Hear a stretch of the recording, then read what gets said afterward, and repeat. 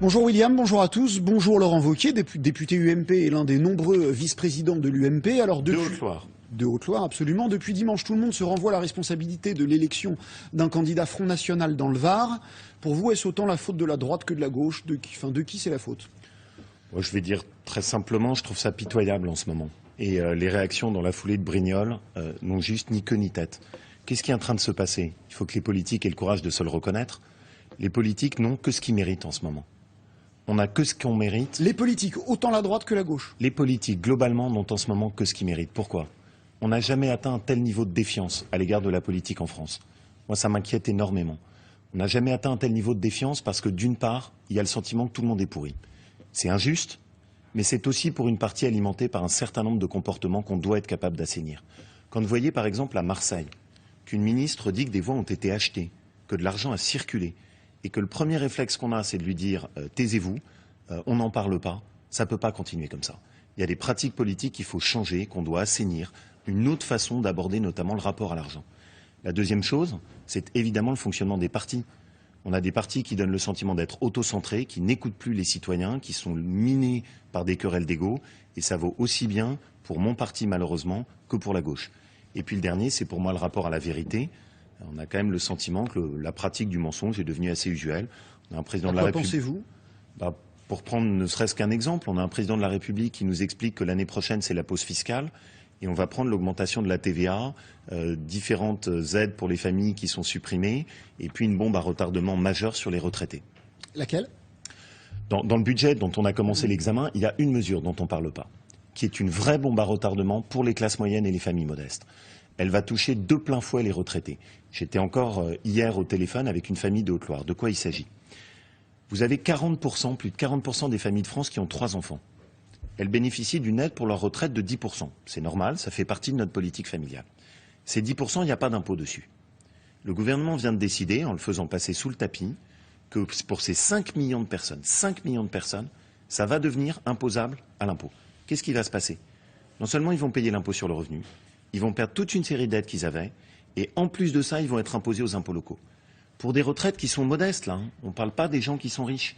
C'est des pertes de 300 à 500 euros par an qui vont leur tomber dessus du jour au lendemain.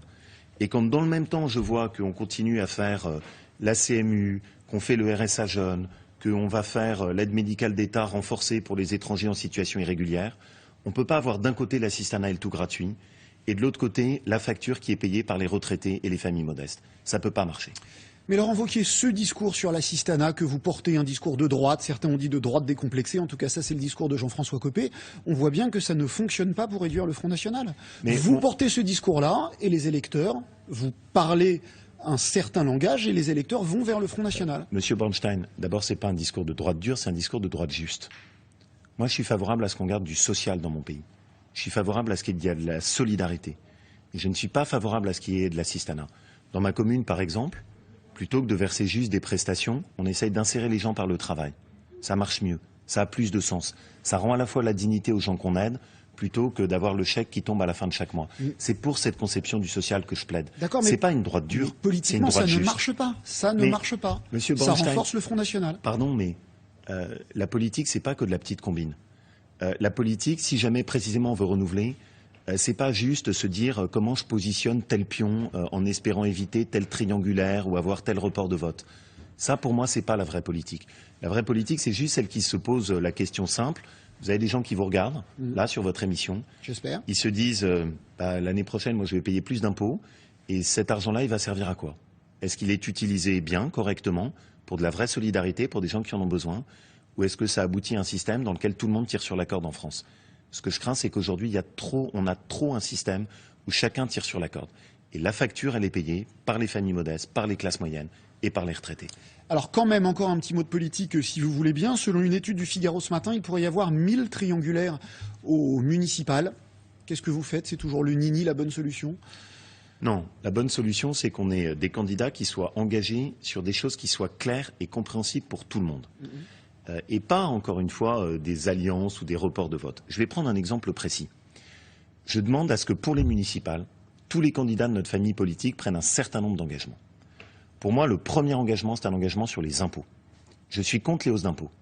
Et depuis 10 ans, Quand nous, on était au pouvoir, on a augmenté les impôts. Eh bien, il faut qu'on corrige les choses. Dans la gestion des villes, on doit prendre l'engagement, tous les candidats qui seront investis par notre famille politique, qu'ils n'augmenteront pas les taux d'impôt, pour qu'on soit en concordance, que nos actes soient en conformité avec nos paroles. Dans ma ville, c'est ce que je pratique. J'ai déjà commencé à baisser les taux d'impôt et je compte le poursuivre. Pourquoi ? Parce que vous ne pouvez pas avoir un discours au national et ensuite avoir une pratique sur le terrain qui est différente. Ça, c'est la vieille politique. C'est celle qui précisément nourrit cette défiance. Alors, vous ne m'avez pas répondu sur le Nini. Je vais vous poser une question précise. Question qui a été posée à Jean-Pierre Raffarin. Deuxième tour au présidentiel entre Hollande et Marine Le Pen. Qui choisissez-vous ? Il choisit sans hésiter François Hollande. Jean-François Copé a refusé de répondre à cette question. Et vous, qui choisiriez-vous ? Pour être très sincère, pour moi, c'est pas la question pour l'instant aujourd'hui. Enfin, soyons simples, je vais pas aller voter maintenant pour la présidentielle et me mettre dans un cas de figure où vous me laissez juste le choix entre Hollande et Marine Le Pen. Pardon, mais c'est pas très conforme à ce que j'ai envie. Mais je vais être très simple avec vous. Je ne peux plus voter PS et je ne vote pas FN. Voilà. Donc vous ne choisissez pas. Toute dernière question sur l'actualité d'hier. Un homme a été condamné pour avoir donné une fessée à son fils. Est-ce que ça vous choque ? Est-ce que ça vous surprend ? Ça vous scandalise ? Vous trouvez ça normal ? Honnêtement, je trouve ça ridicule. Je trouve ça ridicule, pourquoi ? La justice s'occupe d'un homme qui a donné une fessée à son fils plutôt que d'aller arrêter les malfrats, faire le nettoyage à Marseille, s'occuper de ceux qui ont pris en otage une rame de RER. Alors après, bien sûr, il faut avoir les détails. Moi, je suis pas partisan loin. Et la fessée, c'est une méthode éducative comme une autre ? Non, je pratique pas la fessée sur mes enfants et si jamais ils vous écoutent ce matin, ils vont être très inquiets. Mais voilà, c'est juste, il y a un moment, gardons un peu de bon sens. Voilà un pays dans lequel maintenant la justice met plus de ardeur à condamner quelqu'un qui a donné une fessée, on ne sait pas dans quelles circonstances, à un enfant, plutôt que d'aller prendre les malfrats à Marseille. Il est peut-être temps de remettre les pendules à l'heure. Merci Laurent Wauquiez.